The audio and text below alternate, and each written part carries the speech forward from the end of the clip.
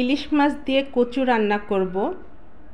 ইলিশ মাছটাকে ভিজিয়ে নিচ্ছি, নিয়ে এটা কেটে নিব। কাটা হয়ে গেছে, এখন এটা দিয়ে আমি কচুটা রান্না করব। এখানে কচুটা ছিলে নিয়েছি, এখানে মশলা বসিয়ে দিলাম, দিয়ে ইলিশ মাছগুলো এখন একটু রান্না করে নিব। আজকে মাছটা না ভেজে রান্না করব। মশলাটা কষিয়ে মাছগুলো দিয়ে মাছগুলো একটু কিছুক্ষণ রান্না করে নিব। ইলিশ মাছের তরকারি যে কোনোভাবে রান্না করলে মজা হয়। আজকে ভাবলাম যে একটু কচু আছে, যেহেতু কচুটা দিয়েও ইলিশ মাছ অনেক মজার হয়, সেজন্য আমি আজকে ইলিশ মাছ দিয়ে কচু রান্না করব এবং সেই রেসিপিটাই আপনাদের কাছে শেয়ার করব। এদিকে আমি একটু ঢাকনা দিয়ে দিয়েছিলাম মাছটা হওয়ার জন্য।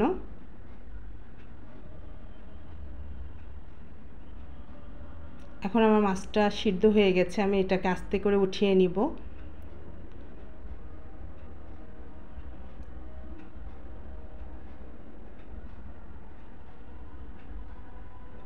এখন একটা একটা করে উঠিয়ে নিয়ে যে মশলাটা থাকবে ওটাতে আমি কচুটা ভালো করে আবার কষিয়ে নিব, নিয়ে তারপরে মাছগুলো দিব। এভাবে সবাই রান্না করেন। কচুতে অনেক কষ ছিল, সেজন্য একটু কালো কালো হয়ে গেছে, আমি কেটে রাখার মাত্রই কালো হয়ে গেছে। এটাকে এখন গরম পানি দিয়ে হালকা ভাপ দিয়ে নিয়েছি, নিয়ে এখন কষিয়ে নিচ্ছি। আর কচুগুলো অনেক ভালো ছিল। অনেক সময় অনেক কচু মুখ চুলকায়, সেজন্য খেতে অনেকে ভয় করে, কিন্তু এই কচুগুলো অনেক সুন্দর, অনেক ভালো। এখন কচুটা ভালোভাবে কষিয়ে নিলাম, নিয়ে পানি দিয়ে দিচ্ছি পরিমাণ মতো। বেশি পানি দিব না, কারণ এটা একটু মাখো মাখো করে রান্না করব। এখন আমি পানি দেওয়ার পরে যখন বলক চলে আসছে তখন আমি মাছগুলো দিয়ে দিচ্ছি। মাছগুলো এখন দিয়ে একটা একটা করে দিয়ে এটাকে আবার কিছুক্ষণ রান্না করব। আজকে দুপুরের জন্য এটা রান্না ছিল। অনেক মজার তরকারি,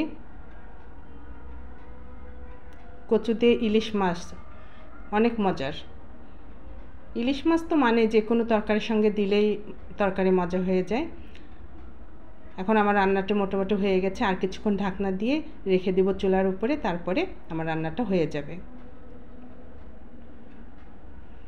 আজ এ পর্যন্ত, সবাই ভালো থাকবেন। আল্লাহ হাফেজ।